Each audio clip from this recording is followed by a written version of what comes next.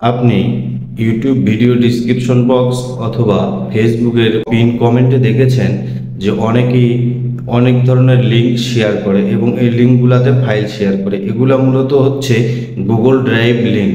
কিভাবে Google drive link তৈরি করতে হয় এবং এটার প্রাইভেসি কিভাবে বজায় রেখে তা শেয়ার করতে হয়, আজকের ভিডিওতে আমি এটাই দেখাবো। তো চলুন দেরি না করে ভিডিওটি শুরু করা যাক। আর আমার ভিডিও দেখে যদি আপনাদের কোনো কিছু কাজে দেয় বা শিখতে পারেন, তাহলে অবশ্যই আমার ইউটিউব চ্যানেলটাকে সাবস্ক্রাইব করবেন এবং ফেসবুক পেজটাকে ফলো করে সাথে থাকবেন। আমি এখন স্ক্রিন শেয়ারিং এর মাধ্যমে দেখাবো কিভাবে করতে হবে। প্রথমে গুগল অপশনটি ওপেন করব, এরপরে ড্রাইভ অপশনটি ওপেন করব,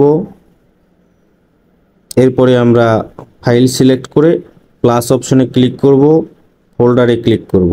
এখানে ক্রিয়েট ফোল্ডারে আমরা নিউ লিখে একটা ফোল্ডার ক্রিয়েট করে নিব। এরপরে ফোল্ডারকে ওপেন করব, প্লাস আইকনে ক্লিক করব এবং আপলোডে ক্লিক করব। এখান থেকে ফাইলগুলোকে আমরা সিলেক্ট করে দিব, দেন উপরে সিলেক্টে ক্লিক করব। দেখতে পাচ্ছেন ফাইল দুটি আপলোড হচ্ছে।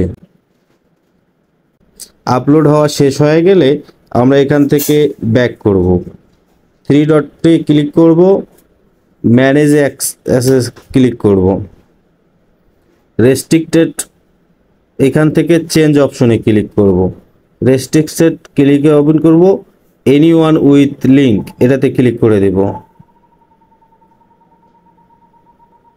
এখানে ভিউয়ার এইটাকে আমরা সিলেক্ট করে দেব। আদারওয়াইজ আমরা যদি কমেন্টার বা এডিটর দিয়ে দেই, তাহলে এডিটর দিয়ে দিলে হবে কি আপনার ড্রাইভের ফুল অ্যাক্সেস নিয়ে নেবে।